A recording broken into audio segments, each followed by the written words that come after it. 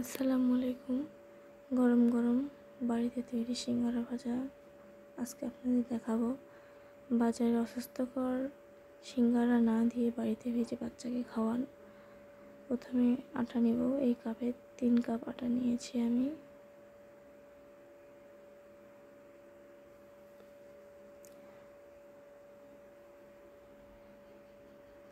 তারপর এই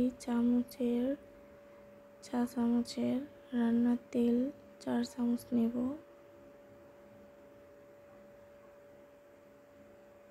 লবণ নেব হাফ চামচ। চিনি নেব হাফ চামচেরও কম, সামান্য পরিমাণ মুচমুচে ভাব আনার জন্য। আর আমরা নেব এটা চালের গুঁড়ো নিয়েছি 2 চামচ। গরুর মাংসের মশলা আর কালো জিরা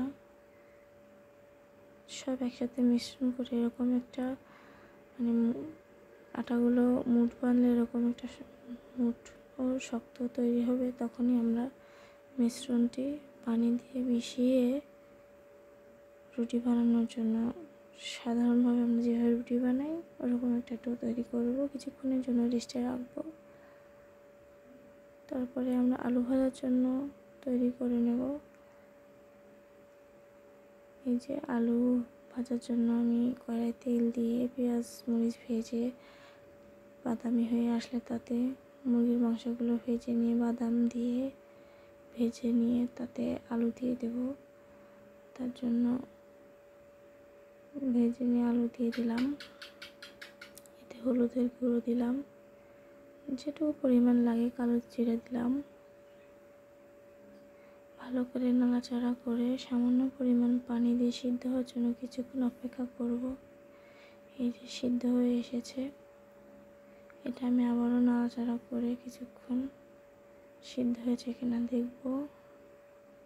টেস্টটা কেমন আসে সেটা দেখার পরে আমরা রুটি বানাবো। রুটি এভাবে বেলে মধ্যে দিয়ে কেটে নিয়ে এভাবে ভাঁজ দিয়ে পানি দিয়ে জোড়া লাগিয়ে আমরা হাতের উপর মধ্যে নিয়ে ভাজিগুলো দিয়ে দেব।